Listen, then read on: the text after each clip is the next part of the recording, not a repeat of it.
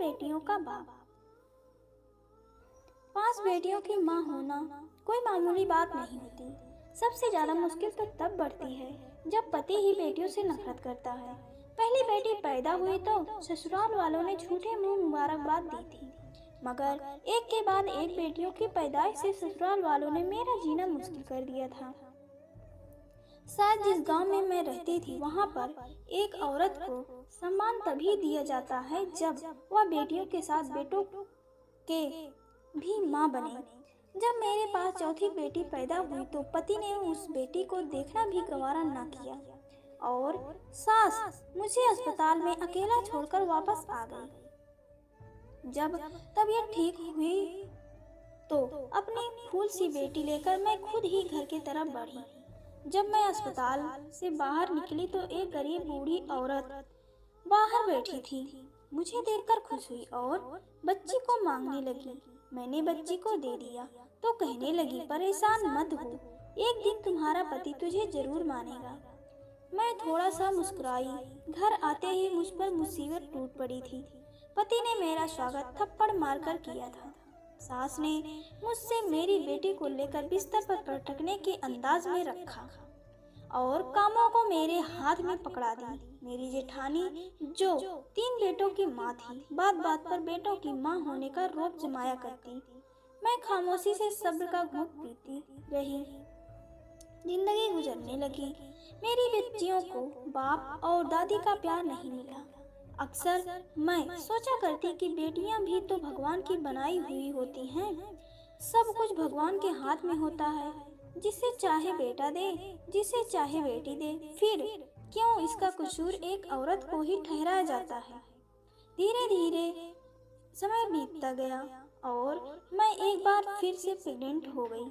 4 बेटियों के बाद अब मेरी भी यही राय थी कि अब मुझे भगवान बेटा दे दे, ताकि इस बार मैं सास और पति के भरोसे पर उतर सकूं। समय जैसे जैसे गुजर रहा था, मेरा डर बढ़ते चला जा रहा था। मेरे पति मुंबई में काम करते थे। इस बार तो उसने साफ साफ कह दिया था कि अगर इस बार भी तुमने बच्ची को जन्म दिया तो मैं तुम्हें डिवोर्स दे दूंगा। उनकी इस धमकी से मेरा शरीर कांपने लगा था। मैं पूरा दिन रोती रही थी और भगवान से प्रार्थना करती रहती, पर शायद मेरी मुसीबतें अभी खत्म नहीं हुई थी। उस रात जब अस्पताल में मुझे होश आया तो नर्स मेरे सर के पास खड़ी थी। मुझे होश आता देखकर मुस्कुराते हुए बोली, मुबारक हो आपको, आपने एक प्यारी सी बेटी को जन्म दिया है। उसके यह शब्द मुझे सदमे में ले जा चुके थे। मेरी आंखों से आंसू बह रहे थे। एक बार फिर मैं अपनी और मेरी बेटी एक खतरनाक पाप की सजा भुगतने वाले थे।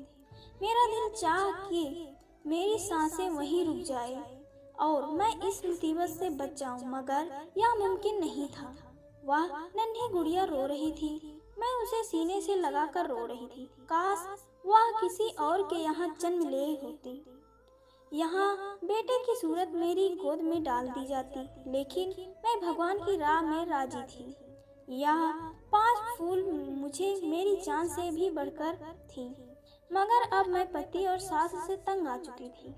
अस्पताल के बाहर बैठी औरत मेरी हालात देखकर इस बार उसने बच्ची को नहीं मांगा था, बल्कि दुआ देते हुए बोली, भगवान से कभी उम्मीद मत छोड़ना।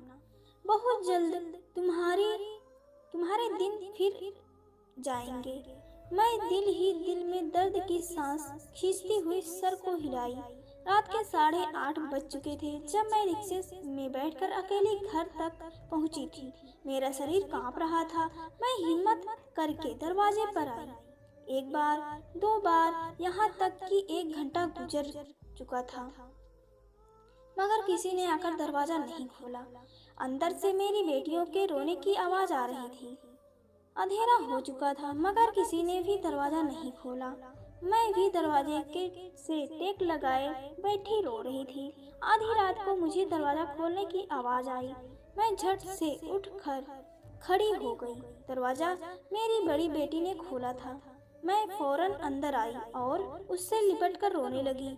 मेरे ना होने पर उन चारों ने ना जाने कौन कौन से जुल्म बर्दाश्त किए होंगे। मेरा पति बेखबर सो रहा था। मैं भी खामोशी से अपनी पांचवी बेटी के साथ कमरे में जाकर सो गई। कमजोरी और थकान से मैं जल्दी ही गहरी नींद में सो गई।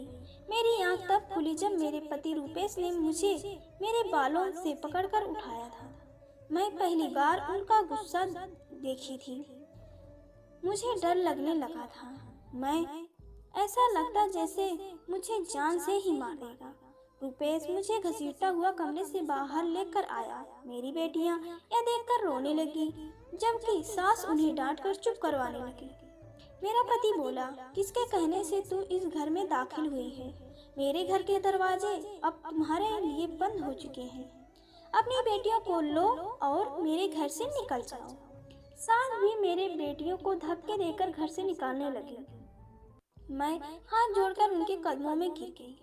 यह घर ही मेरा सब कुछ था। मैं 5 बेटियों को लेकर आखिर कहाँ जाती? मेरा पति घर से निकाल चुका था। मैं बेटियों के साथ वही दरवाजे पर बैठी रो रही थी कि तभी